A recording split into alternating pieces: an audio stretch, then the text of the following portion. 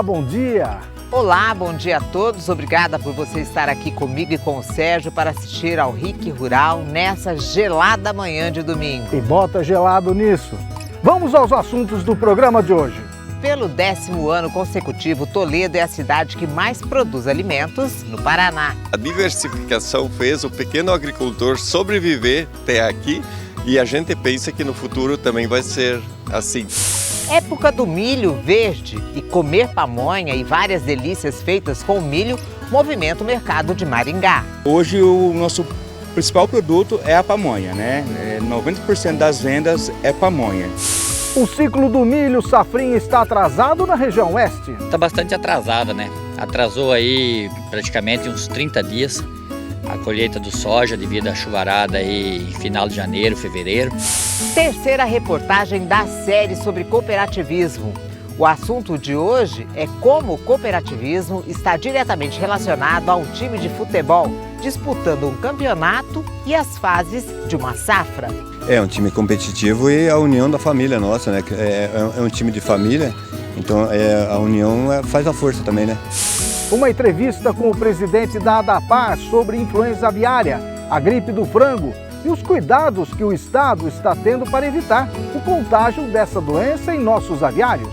Os avicultores, eles adotaram todas as medidas de biossegurança, junto com as suas empresas integradas, que foi muito importante.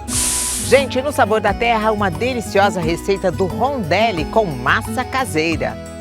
O programa RIC Rural já começou.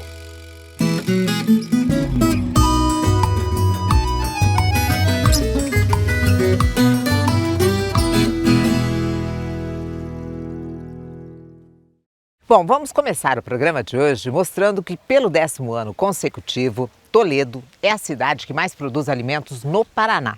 Estamos falando do VBP, Valor Bruto da Produção Agropecuária. Localizado em uma região privilegiada, o município se transformou em um grande polo da agroindústria e a diversidade na produção é um dos motivos para este bom momento. A família Weber tem propriedade na capital do agronegócio desde 1953. Começou com o pai do Herbert e da Edith. Hoje, os filhos deles ajudam a tomar conta de tudo.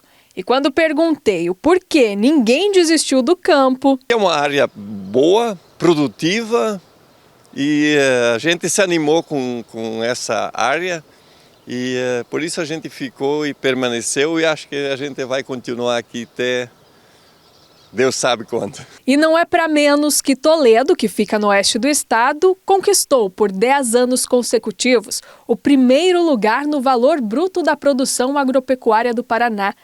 De acordo com a prévia divulgada pela Secretaria de Estado da Agricultura e Abastecimento, a soma do faturamento das propriedades toledanas passou de 4 bilhões e 290 milhões de reais. Desde 97, sendo campeões, à exceção de 2 anos. Então, consecutivamente, temos 10 títulos aí. Isso é importante, traduz uma liderança e mostra efetivamente aquilo que o homem e a mulher do campo estão fazendo dentro da propriedade. A suinocultura é a protagonista, com 40% do total. Em seguida, vem a carne de frango, com quase 30%. Logo depois, os grãos, milho e soja, responsáveis por 11,6% e 4,5% do VBP. Localizado em uma região privilegiada, o município se transformou em um grande polo agroindustrial. E a diversidade na produção é um dos fatores para esse crescimento. O nosso município tem aí em torno de 90% das propriedades são pequenas propriedades. Então a gente sabe que esse pequeno produtor ele precisa investir cada vez mais em tecnologia, conseguir que os filhos ou cada vez mais tenha funcionários na produção, porque ele diversificou. Às vezes ele tem 3, 4 atividades naquela propriedade. Então a gente tem, isso mantém porque é aquele ditado que não coloca todos os ovos numa tigela só, né? Então ele tem, se ele sofre de um lado, ele tem a possibilidade de ganho de outro e mantém-se equilibrado. Se não fosse a diversificação, a gente não conseguiria, vamos dizer, sobreviver, porque a diversificação fez o pequeno agricultor sobreviver até aqui e a gente pensa que no futuro também vai ser assim. Apesar da boa colocação, no último ano os números caíram um pouco, se compararmos com a safra de 2020 e 2021. São 80 milhões de reais a menos e um dos motivos vem do céu. Nós tivemos aí uma seca muito grande, um déficit hídrico, principalmente nos momentos críticos da cultura da soja. Então teve uma quebra muito grande no nosso município. Quando você olha a nível de Paraná, a safra foi meio que normal. Mas no nosso município, esse indicador de grãos, principalmente a soja, realmente ele sofreu uma queda aí entre 60% e 70% da produção. No ranking do PIB agropecuário também estão as cidades de Castro, nos Campos Gerais, com mais de 4 bilhões 152 milhões de reais, e em seguida outra cidade do Oeste, Cascavel, com quase 3 bilhões e 200 milhões de reais. Para os próximos anos, os desafios também são previstos. Mas mais que estratégias de produtividade, a sustentabilidade também é uma pauta a longo prazo. Nós temos os grandes desafios para a próxima década, que é consolidar um processo de produção de energia limpa também a partir dos dejetos de suínos. O estado do Paraná está preocupado com isso, a prefeitura municipal está, os produtores estão e os propósitos estão convergentes. Por isso, ser o maior produtor de alimentos do Paraná, o maior VBP do Paraná, também coloca esses desafios e as responsabilidades para o futuro. Bom, e os preços do feijão se modificaram essa semana. Vamos às cotações. Mercado Agrícola. Oferecimento Safe Agro. Fertilizantes especiais para uma agricultura sustentável. O café em coco R$ 11,50 o quilo. Café beneficiado R$ 730, preços em Maringá. O arroz R$ 110 a saca em Paranavaí, Moarama. O feijão carioca R$ 200 a saca em Ponta Grossa, R$ 205 em Campo Mourão. O feijão preto R$ 240 também em Ponta Grossa, R$ 235 em Cascavel. Nós vamos para um rápido intervalo e voltamos mostrando que é época do milho verde e comer pamonha também. E várias delícias feitas com o milho movimenta o mercado de Maringá. O ciclo do milho safrinha está atrasado na região oeste. Ainda hoje a terceira reportagem da série Cooperativismo. Nós vamos mostrar como uma Copa de Futebol tem tudo a ver com o desenvolvimento da safra. Gente, no Sabor da Terra, a deliciosa receita do rondelli com massa caseira.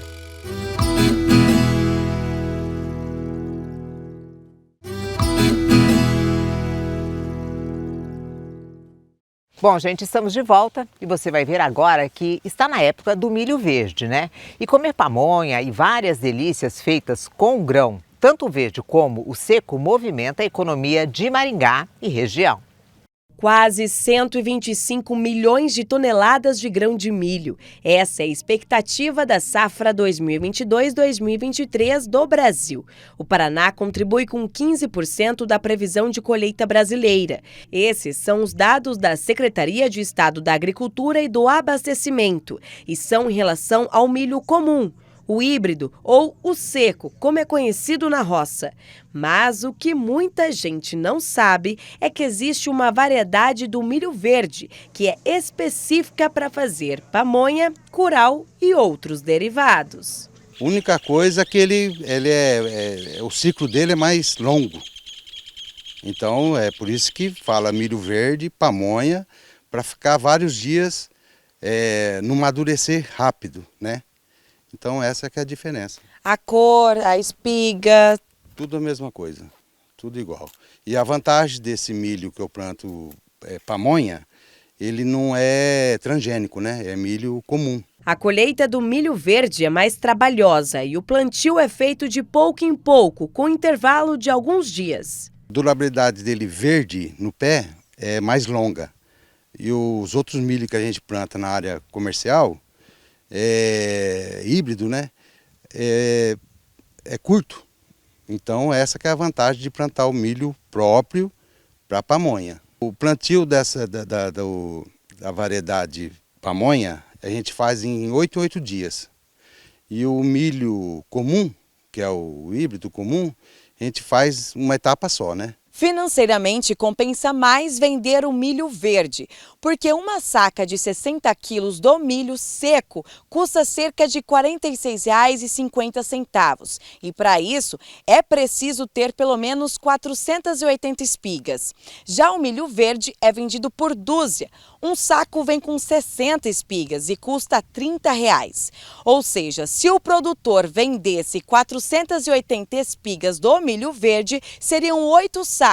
E com isso, ele receberia R$ 200 a mais do que se vendesse o milho seco às cooperativas. O retorno do milho pamonha é muito superior ao milho híbrido comum, que é lucro, né? Lucratividade, né?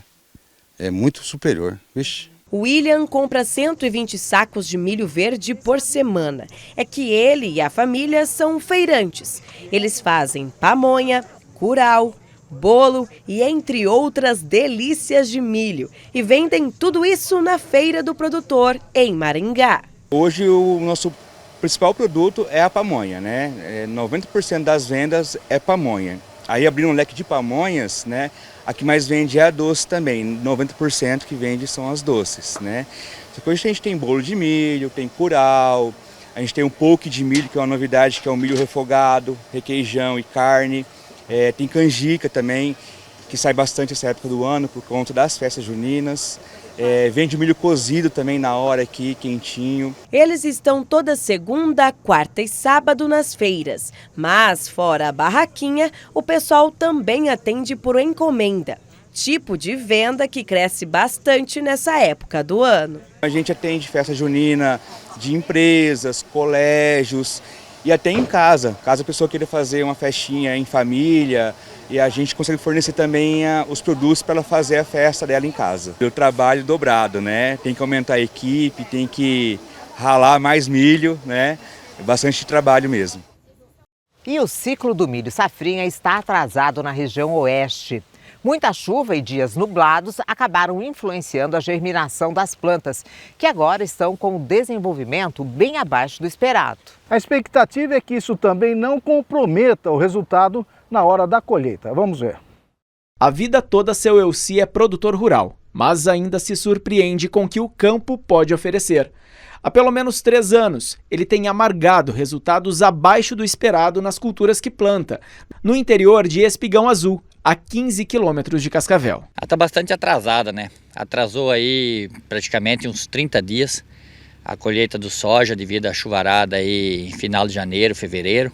A gente não conseguia colher o soja, então atrasou uns 30 dias o plantio do milho. O plantio do milho safrinha teve um atraso de 1 mês neste ano, e com isso a colheita também.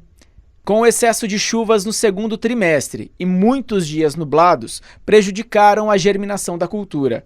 O prejuízo já vem sendo contabilizado. Eu acredito que no geral aí das lavouras nesse ano aí, deve ter uma perca aí em torno de uns 20 sacos por hectare, devido ao atraso de plantio, né? Atrasou demais, né? E deu muitos dias nublado agora aí também, que isso aí atrasa mais ainda, né? E o grande vilão dessa história tem um nome: o fenômeno Laninha. Nós viemos aí basicamente de 36 meses de Laninha. A gente não tinha uma condição tão grande de Laninha como a gente teve nos últimos 3 anos. E isso, na realidade, trouxe um transtorno relativamente grande em relação principalmente à temperatura e às chuvas, que é o que mais nós precisamos em relação à agricultura. Por exemplo, o milho safrinha, agora nós tivemos produtores plantando até há poucos dias. Isso é muito ruim, porque milho é uma lavoura de verão. E quando você planta no inverno, você tem a possibilidade da ocorrência de uma geada. Então, se isso acontecesse, nós estaríamos numa condição muito desconfortável, principalmente o produtor rural, né? Ninguém quer perder, e nem um produtor rural que já vinha perdendo aí nos últimos 3 anos. Mas a expectativa do Departamento Rural do Paraná de colher 13,8 milhões de toneladas de milho nesta segunda safra deve ser reavaliada. Por conta do atraso na germinação da planta, esses números devem cair no mínimo 5%. Segundo dados da Secretaria de Abastecimento, o Paraná possui 2,4 milhões de hectares de área plantada. Na segunda safra, houve a redução de 12% do plantio. E o principal motivo é que os produtores não conseguiram plantar no período ideal. Aqui na região oeste, entre Cascavel e Toledo, a estimativa é de 4,6 toneladas colhidas. Tudo isso, claro, se São Pedro ajudar e as geadas não aparecerem. Como até agora não aconteceu a geada na nossa região, os números mostram que possivelmente a gente não tem aí uma geada forte, pelo menos para os próximos dias. Isso significa dizer que muitos produtores rurais vão conseguir tirar o milho numa condição muito favorável, quer dizer, sem geada, sem prejuízo. Mesmo com poucas chances de acontecer, o jeito é não tirar o olho da meteorologia. A gente já vendo aí sem perda com esses preços aí que está muito abaixo do normal. Eu acredito que nesse ano aí de milho ninguém vai ter lucro não. Se pagou as contas é uma sorte, né? Bom, chegou a hora do Coisas da Roça.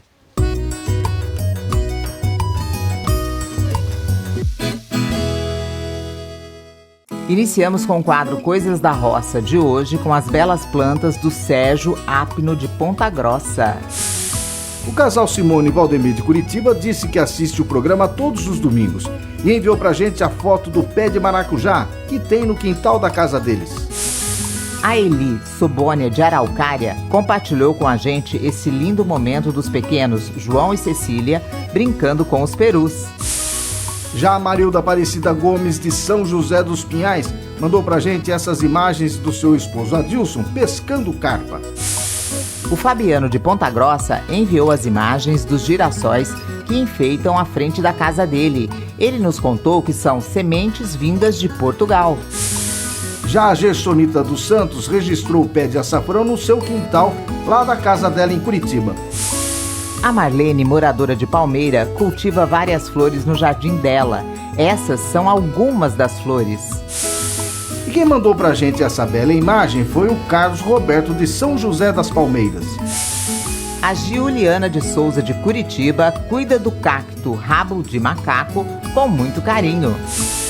O Lorival e seu sobrinho Vinícius estavam se divertindo na colheita de milho em Mogi Mirim. O casal Rose Maria e o Hélio Renato da Rocha cultivam essas lindas flores em Mandirituba. E quem também cuida com muito carinho pelo jardim é a Gleise de Maringá. Participe do Coisas da Roça, você também. Registre um momento bacana da área rural ou de uma imagem que você acha bonita e mande a sua foto ou vídeo para o nosso WhatsApp 44 998558787. E lembre-se de fazer o registro com o celular deitado na horizontal, tá bom? Estamos esperando a sua participação. Bom, e agora vamos aos preços dos grãos. Mercado Agrícola. Oferecimento Safe Agro. Fertilizantes especiais para uma agricultura sustentável. O milho, R$ 44,00 a saca em várias praças do estado.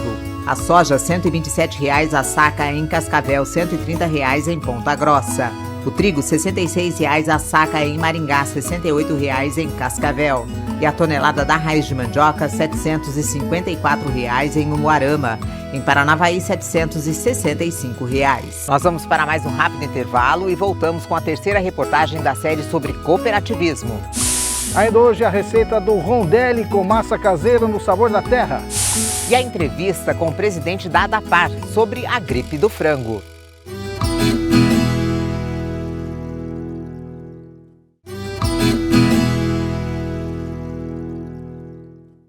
Bom, estamos de volta e dando continuidade ao RIC Rural de hoje, vamos mostrar agora para você a terceira reportagem da série sobre cooperativismo. Mês do Cooperativismo. Oferecimento. Coamo. A vida é a gente que transforma. E começou o campeonato de futebol mais tradicional do agronegócio do Paraná, a Copa Coamo.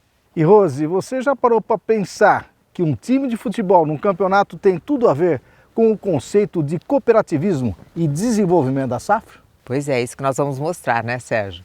O Sérgio e o Renato Pesarini mostram agora que os jogadores precisam ter entrosamento entre eles e principalmente saber ouvir o técnico, da mesma forma que na safra. Isso para se ter sucesso na colheita e vencer o campeonato. Você já parou para pensar que uma equipe que compete um campeonato de futebol tem muita semelhança com conceitos do cooperativismo e desenvolvimento de uma safra? Veja só, Pelo lado da equipe de futebol, é fundamental a necessidade de cooperação entre os jogadores com seu técnico e suas estratégias para o sucesso no certame. Dá o máximo, porque cada um tem que fazer sua parte dentro de campo ali, tem que jogar bem, porque aqui a concorrência é forte, então não é muito fácil não, mas eu acho que se todo mundo fazer a sua parte, eu acho que dá para ir longe sim nesse torneio. Já as etapas da safra exigem cuidados e ações para não se correr riscos desnecessários. As orientações dos técnicos agronômicos da cooperativa são fundamentais para o sucesso da lavoura. Toda atividade agrícola ela é muito importante que seja de forma cooperada ou associativista. Na condução de uma lavoura se tem um trabalho associado entre vizinhos mesmo, entre a família, é uma família grande de associados aqui. No momento da condução da lavoura, um ajuda o outro e as coisas acontecem. A atividade agrícola dessa forma, a cooperativa sai ganhando e o produtor sai ganhando também. Essa união é importante. Quando você tem um trabalho individual, ele se torna mais difícil de você trabalhar, porque você vai ter a lavoura e você vai ter a pessoa. E na condução da lavoura, se eu tenho as famílias unidas, eu consigo fazer um trabalho coletivo. Perceberam como equipe e lavoura são semelhantes, já que cada uma necessita de orientação e planejamento para bons resultados no final de cada temporada, seja com a bola nos pés ou com a planta no campo. Então aqui vai um paralelo entre safra e campeonato de futebol para você entender bem do que estamos falando. No início da lavoura, o produtor prepara o solo.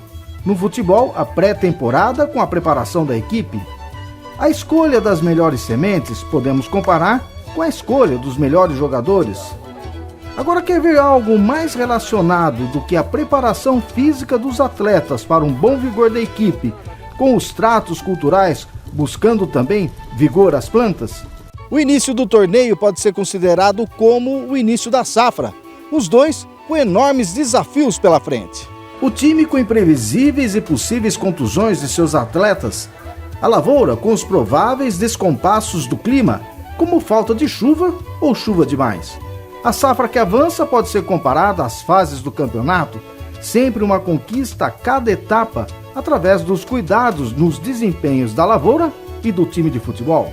Toda essa semelhança que mostramos até agora a gente pode ver na Copa Coamo, que teve seu início há 30 anos. São 3 décadas promovendo e praticando o conceito de vida chamado cooperativismo, literalmente nos campos de futebol e nas lavouras de grãos.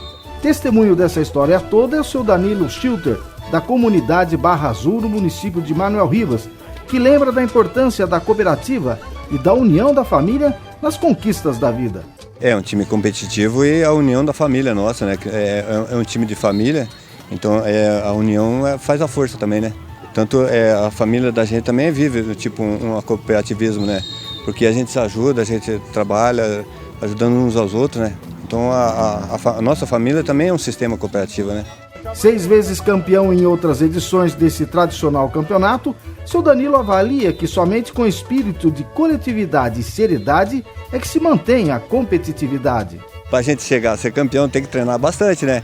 E para a gente, a produtividade a gente tem que trabalhar bastante também, né? Com competência, né? E seriedade no que a gente faz, né? Tem que ter seriedade, né? Senão não vai, né?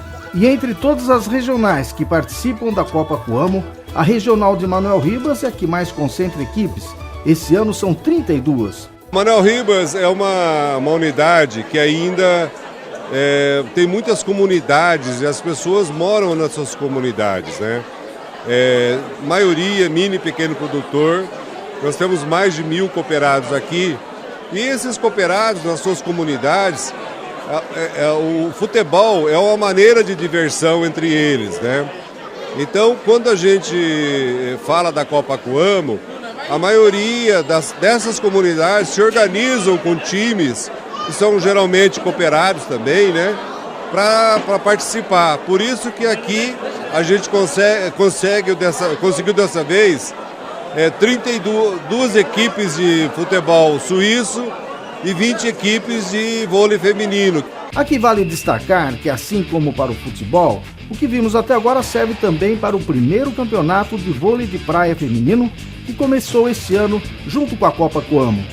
Só aqui na etapa regional de Manuel Rivas são 20 equipes e não podia faltar as meninas dos Schilters, que venceram o primeiro jogo do torneio.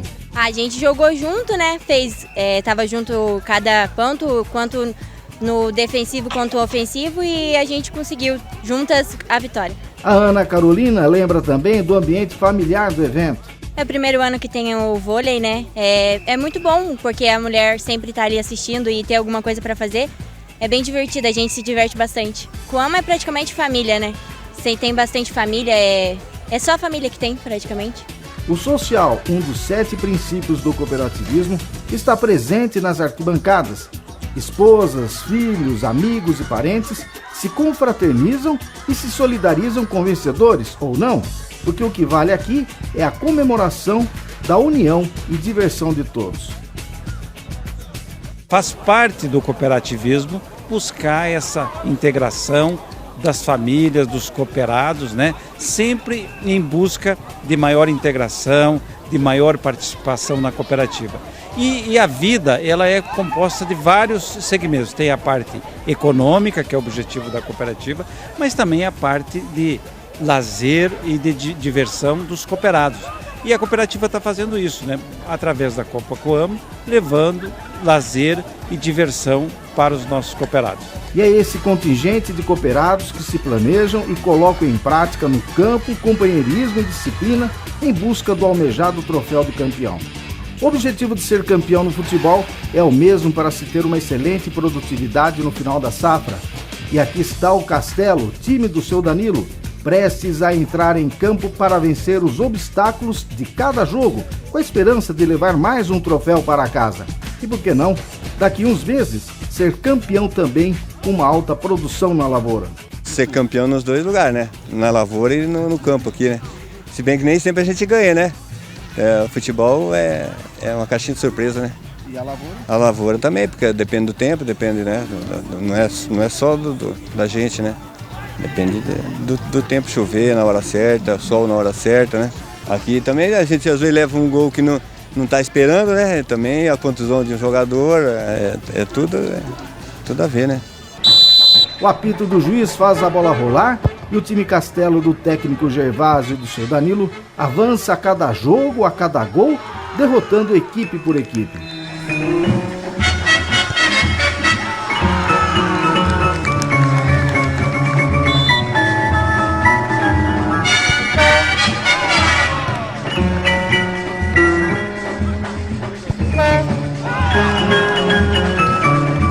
Depois de 6 partidas vencidas, o time Castelo chega à final.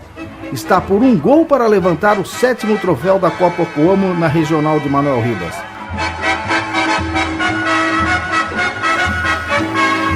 E é gol, um momento para ser filmado e guardado para sempre. O Castelo é campeão novamente.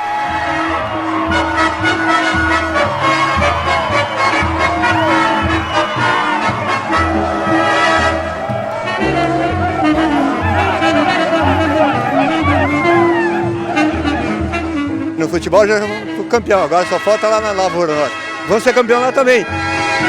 Venceu o coletivo, venceu a cooperação, venceu a filosofia de vida que é o cooperativismo.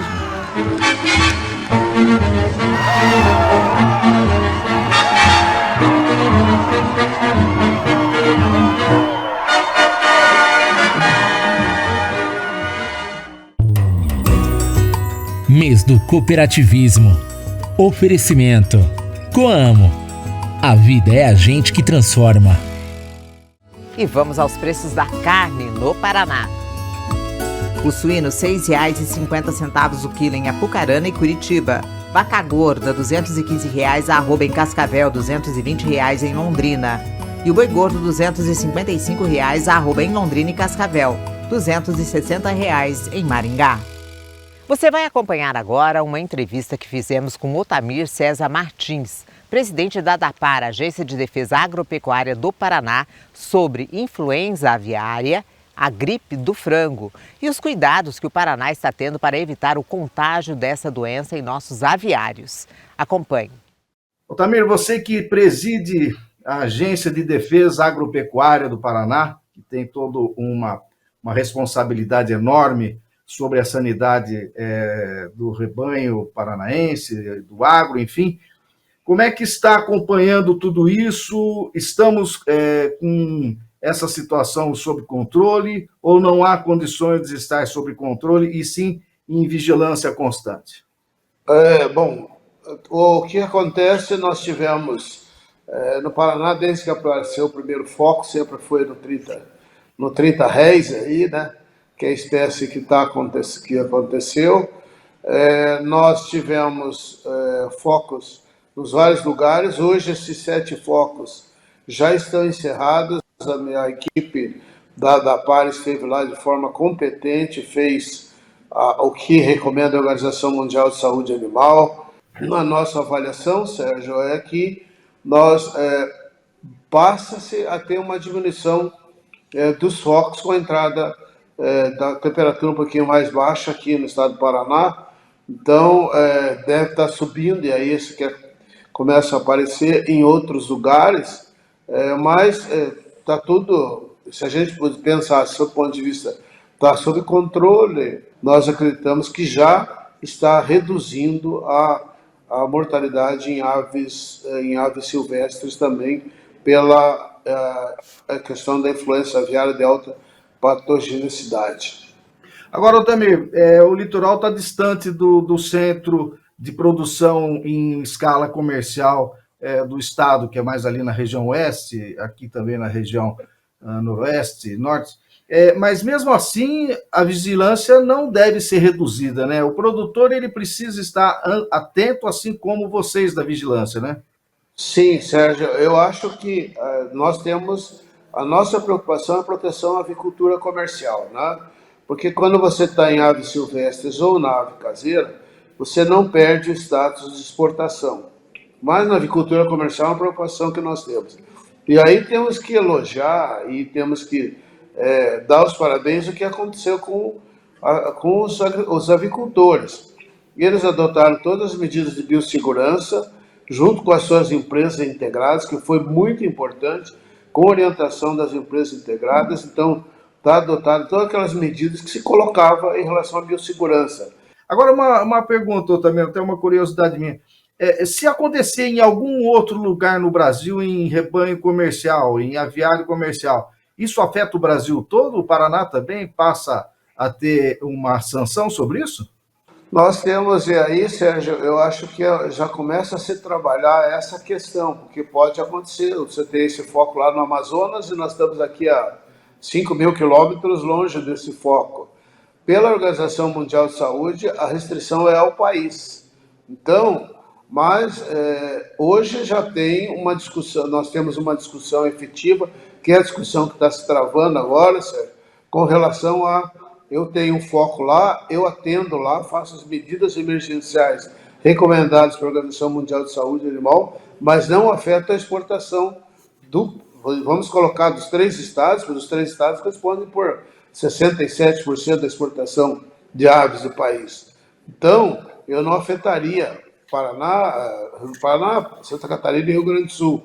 Então, essa é uma discussão que está sendo feita, pelo que, e a gente tem que analisar, né, Sérgio, a influenza aviária, ela hoje é no mundo todo, né? Então, se eu pegar o grande exportador, que é os Estados Unidos, ele tem influenza aviária e continua exportando. Então, isso é uma discussão que vai acontecer com relação ao Brasil. Não temos enxergado que vai haver uma restrição tão forte com relação à questão de nós podermos continuar exportando se der um foco a 4.000 quilômetros daqui, nós demonstrando que nós estamos fazendo, o que nós estamos fazendo de proteção. Nesse momento, nós temos que ser competentes, mostrando aos países o que nós estamos fazendo de proteção ao nosso rebanho comercial. E não baixar a guarda aqui para nós, nos nossos quintais e nos nossos aviários, né, Otamir? Isso aí, viu, Sérgio? É um apelo que a gente faz. Inclusive, na avicultura caseira, nós tivemos essa semana lá no Oeste conversando que nós temos que ter essa proteção. Nós temos um trabalho junto com o IDR em relação à avicultura caseira, no sentido de ter essas aves de uma forma que o manejo possa dar condição, o manejo proteger essas aves também de questão de doença, E fazemos sempre aquele apelo, Sérgio, que é o apelo que nós continuamos fazendo. Se você tiver algum problema de alguma ave que você tenha suspeita, né? Aí de avicultura caseira, que você tenha suspeita de que possa ter alguma doença, a ADAPAR está 24 horas atento a qualquer situação, nos comunique, não mexam com as aves. Os nossos colaboradores aqui, os nossos fiscais, irão às propriedades com o devido equipamento, coletar o material, fazer a necrópsia, ver se tem alguma suspeita. Se tiver, a gente manda para o laboratório para que se confirme. Então, voltamos a frisar, isso nós estamos fazendo uma campanha, inclusive agora no litoral, porque você pode ter aves mortas na praia, você tem um aumento de população nesse momento no litoral. Não mexam com essas aves. Não vamos pegar as aves, levar para nossa casa, tentar tratar. Não. Esse momento é o momento de ter essa consciência. Nós temos que, há animais, há aves, se encontrei aves com problema, vamos comunicar a ADAPAR e a ADAPAR estará atendendo esses casos. Nós vamos para mais um intervalo e voltamos com a receita do rondelli com massa caseira no sabor da terra.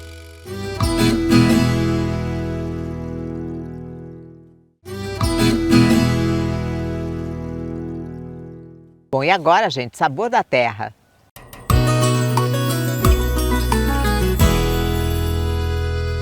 Gente, mais uma receita especial para esse domingo. Eu tô aqui com o Cleverton Estevanato em Mandaguaçu e a gente veio preparar um rondelli. O rondelli.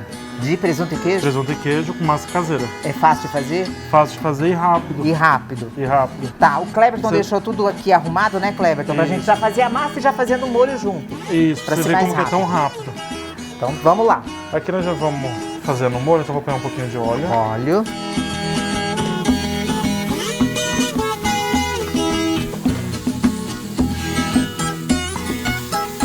Alho. Alho. Cebola.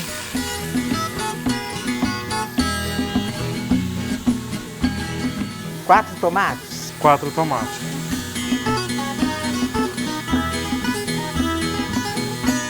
Agora nós vamos colocar o nosso molho de tomate. Aqui é o extrato mesmo concentrado.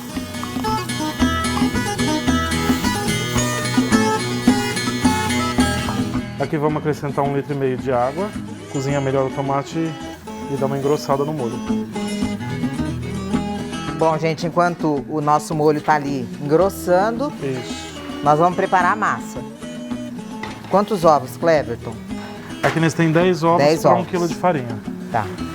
Então vamos pôr a farinha. Farinha. Deixar um pouquinho, se não precisar. 1 quilo.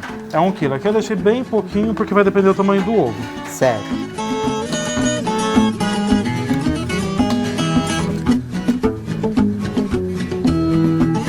Aqui colocamos na pedra para dar mais firmeza, para sovar a massa.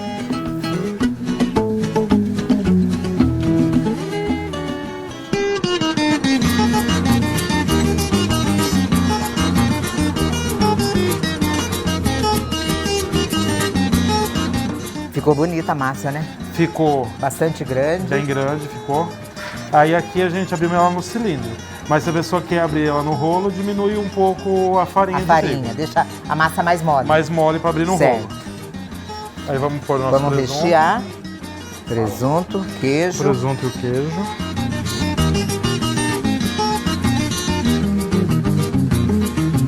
E aí enrola. Agora vamos enrolar igual rocambole. Agora que a gente vamos cortar a massa. Vamos cortar mais ou menos um dedo cada rondelli.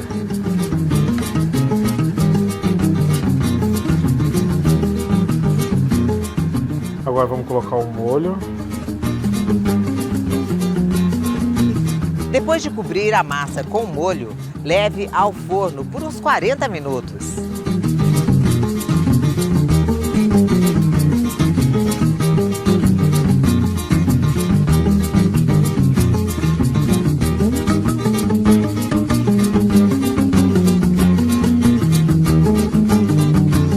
Bom, gente, vamos experimentar então essa delícia que o Cleverton preparou pra gente, o rondelli. Ele fica gostoso, Rose, se você deixar ele descansar pelo menos 1 hora.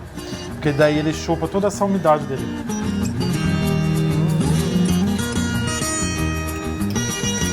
Que delícia, Cleverton. É igual uma massa de macarrão. Igual a massa do macarrão. Nossa, gente, muito gostoso. Esse molho tá bem saboroso. O alho, o tomate. Bom, Cleverton, eu adorei. Espero que o pessoal de casa também tenha gostado. Cleverton, obrigada, viu? Obrigado a vocês, Rose, que bom que gostou. E simples e fácil de fazer, né? Nossa, maravilhoso. Não tem aquele trabalho de ficar cozinhando a massa. Muito gostoso.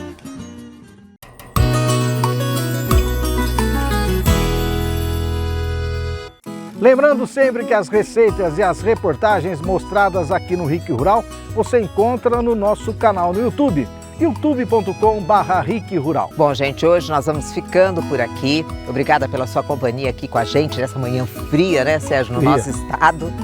E até o próximo programa domingo que vem. Uma boa semana, gente. Até domingo que vem às 9 da manhã. Não perde o programa, não. Até lá. Tchau.